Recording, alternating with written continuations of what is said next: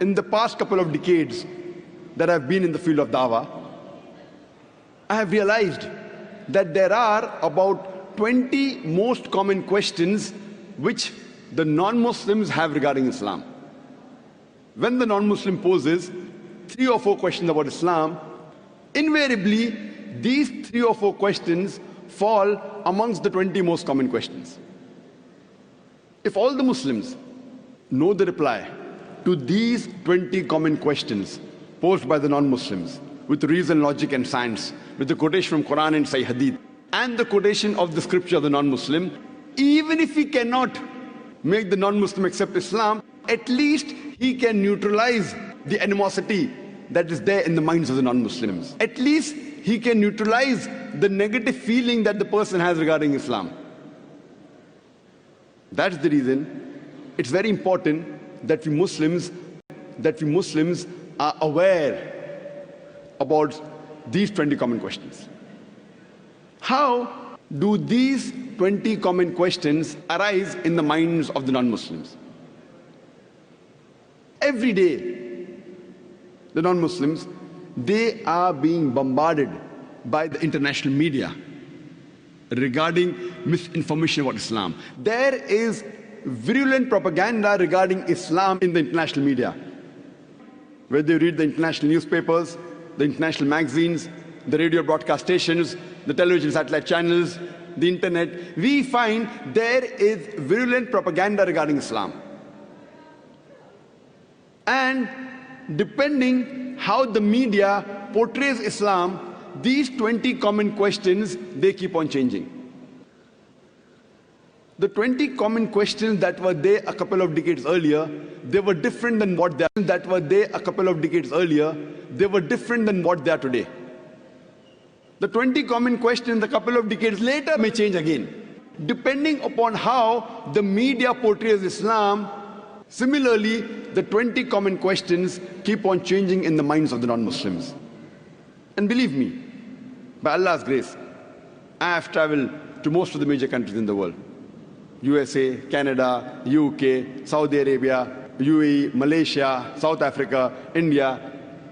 Wherever you travel, these 20 common questions are the same.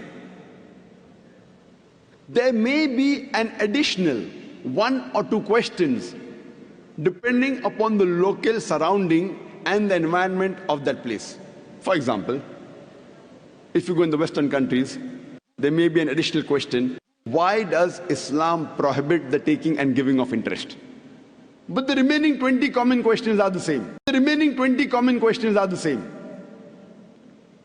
If every Muslim masters the reply to these 20 common questions, he will be able to do the fard, the compulsory act of dawah to the non-Muslims. When you appear for an examination, if you at least want to pass with a good grade, not excellent, at least good grade, what you do, you read the guide. You know, in India, we have the Navneet 21 most likely questions. If you want to appear and pass favorably well, then you study the most common questions. In India, we have Navneet 21 most likely questions to appear in the examination. In every country, you have such books that if you want to do a shortcut and at least pass as far as the exam is concerned, similarly, these 20 common questions will at least make you a part-time da'i.